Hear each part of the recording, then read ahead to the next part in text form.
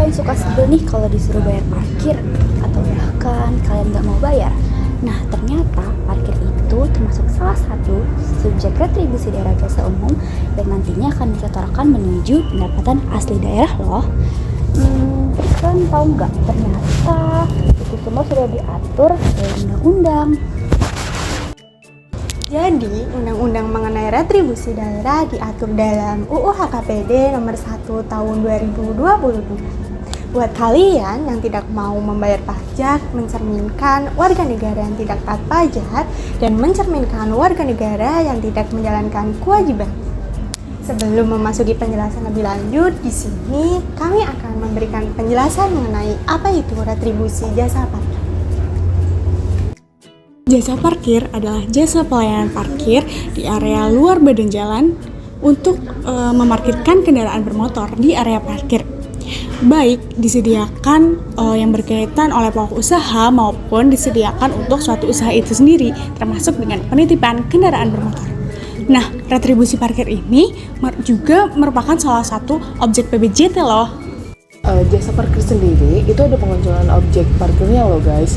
Jadi meliputi ada 4. Yang pertama, jasa parkir yang disediakan atau diselenggarakan oleh pemerintah pusat maupun pemerintah daerah. Yang kedua, jasa parkir yang diselenggarakan oleh perkantoran untuk menyediakan karyawannya. Yang ketiga, jasa parkir yang disediakan oleh konsultan untuk negara asing yang didasari oleh asas timbal balik.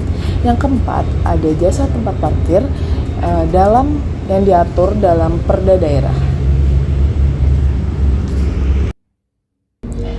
Teman-teman tuh sebel gak sih kalau tahu parkir yang dibayar ternyata parkir liar? Nah, yuk kita cari tahu peraturan mengenai retribusi parkir. Perparkiran ini juga diatur loh dalam Peraturan Daerah Kota Yogyakarta nomor 2 tahun 2019 tentang perparkiran. Nah, dalam pasal 10 ini juga dijelaskan gimana sih ciri-ciri parkir yang resmi. Nah, tentunya juru parkir itu wajib menggunakan pakaian seragam, menjaga keamanan dan ketertiban tempat parkir, menjaga kebersihan, menyerahkan karcis parkir resmi yang telah diprokrasi oleh pemerintah daerah, menggunakan karcis parkir yang diterbitkan pemerintah daerah untuk 1 kali parkir, menyetorkan hasil retribusi dan menata dengan tertib kendaraan yang diparkir baik pada waktu datang maupun pergi, dan tidak boleh lebih dari 1 baris.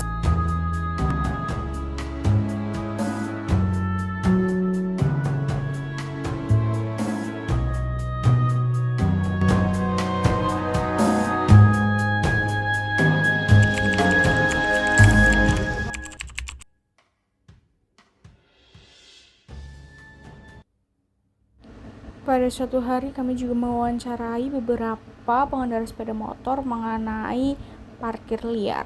Sebentar, Boleh. atas nama siapa ya kak? Lisa, Kakak tuh pernah bayar parkir liar gitu nggak kak? sering sih kayak hampir tiap hari soalnya keluar juga kan. Ya. Itu bayarnya di mana kak kalau boleh tahu? Ini boleh sebut merek? Boleh. Boleh. Kadang di Indomaret, di Alfamart, padahal itu udah ada tulisan parkir gratis, tapi kita tetap masih ditarikin gitu loh. Kalau boleh tahu tarifnya berapa kak? Sekitar 2.000. Kira-kira kalau misal parkir liar ini ditindaklanjuti oleh pihak yang berwenang, itu kira-kira setuju nggak kak? Setuju sih, soalnya itu merugikan sekali. Apalagi kalau misalkan pas datang nggak ada tukang parkir, tiba-tiba pas kita udah mau pergi, tukang parkirnya baru datang, itu kan kayak, aduh. Bener banget kak. Saya mau tanya, kakaknya pernah bayar parkir tapi nggak dapet karcis parkir atau parkir di area yang bukan tempat parkir nggak sih kak? Contohnya kayak apa tuh, Kak? Mungkin di Indomaret atau di tempat wisata kayak Malioboro gitu. Pernah? Itu bayarnya berapa ya kak kalau boleh tahu? Biasanya sih sekitar 2.000. Kakak tahu nggak kalau parkir nggak ada karcisnya kayak gitu tuh atau yang mungkin ada tulisannya bebas parkir tapi tetap ada tukang parkirnya, itu termasuk parkir liar? Oh iya ya? Iya. Baru tahu saya, Kak. Jadi parkir liar itu kan dilarang dalam perda. Nah, kalau misalnya parkir liar itu bakal ditindaklanjutin oleh pihak yang berwenang, kakaknya setuju atau enggak ya kak? Kalau menurut saya sih setuju ya, soalnya kan kadang saya pengen ke Indomaret gitu kan, terus cuma beli barang yang atau jajan yang harganya paling cuma 5.000 atau berapa, terus ternyata harus nambah 2.000 lagi buat parkir, terus sejujurnya agak memberatkan sih. Oke, terima kasih ya Kak. Kalau boleh tahu kakaknya pernah bayar parkir tapi di tempat yang seharusnya nggak bayar parkir nggak kak? Sering banget, Contohnya kayak di mana ya kak? kayak di Indomaret terus pinggir jalan gitu. Oh, itu kalau boleh tahu tarif buat bayarnya berapa kak? Biasanya dari 2.000 sampai 3.000 sih. Oh, itu tuh termasuk parkir liar kak, karena menurut peraturan perundang-undangan itu tidak diperbolehkan untuk membayar parkir di area yang bukan termasuk tempat parkir kak. Kalau menurut kakak, misalkan parkir liar ini akan ditindak oleh pihak yang berwenang, kakaknya setuju atau enggak? Setuju banget dong, apalagi kan itu mengganggu banget ya, kayak sayang duit. Permisi kak, boleh tanya-tanya sebentar kak? Boleh? Kalau boleh tahu kakaknya itu pengendara sepeda motor ya kak? Iya. Saya mau tanya, kakaknya pernah bayar parkir yang di tempat yang seharusnya nggak bayar parkir nggak kak? Sering banget mah. Contohnya kayak di mana kak? Seringnya tuh kayak di Indomaret, kayak ATM gitu. Nah, kalau misalnya itu tuh kan termasuk parkir liar ya kak? Nah, Karena berdasarkan peraturan perundang-undangan itu bukan termasuk dari objek parkir gitu. Kalau misalnya parkir liar itu bakal ditindak oleh pihak yang berwenang, apakah kakaknya setuju? setuju banget. Kenapa kak? Karena jujur parkir liar kayak gitu ya terhitung meresahkan sih bagi warga sekitar ya. Terutama kayak apalagi bocah-bocah yang kayak mas parkirnya, padahal itu tuh bukan tempat parkir yang sebenarnya.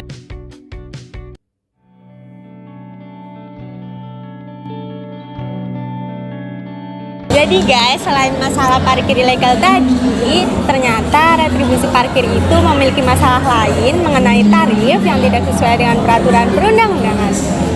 Berdasarkan Perda Kabupaten Sleman nomor 6 tahun 2021, tarif parkir motor atau kendaraan roda 2 itu maksimal 2.000 per kendaraan. Dan untuk tarif mobil atau kendaraan roda 4 itu maksimal 5.000 per kendaraan. Selain Sleman, Peraturan Daerah Kota Yogyakarta Nomor 10 Tahun 2023 juga mengatur tentang tarif parkir di tepi jalan umum. Itu untuk sepeda motor 2.000 dan untuk mobil itu 5.000. Yuk kita lihat contohnya. Jadi, pada saat kami mengunjungi salah satu wisata yang ada di Kabupaten Sleman, ternyata tarif parkirnya itu melebihi dari apa yang sudah dicantumkan di peraturan daerah. Di sini, kami langsung bertanya-tanya kepada petugas yang ada.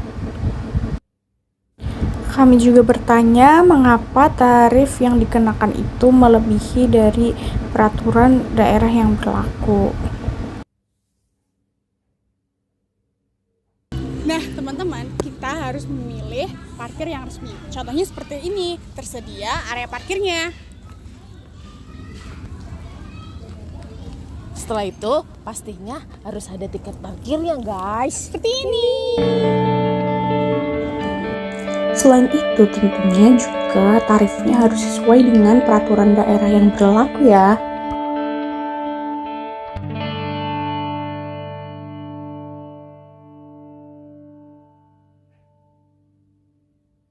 Jadi guys, itu merupakan penjelasan singkat mengenai retribusi daerah dan parkir ilegal yang ada di kota Yogyakarta. Yuk, mulai sekarang kita harus menjadi warga negara yang bijak. Pilih parkir resmi, bayar retribusi bersama kami di sini.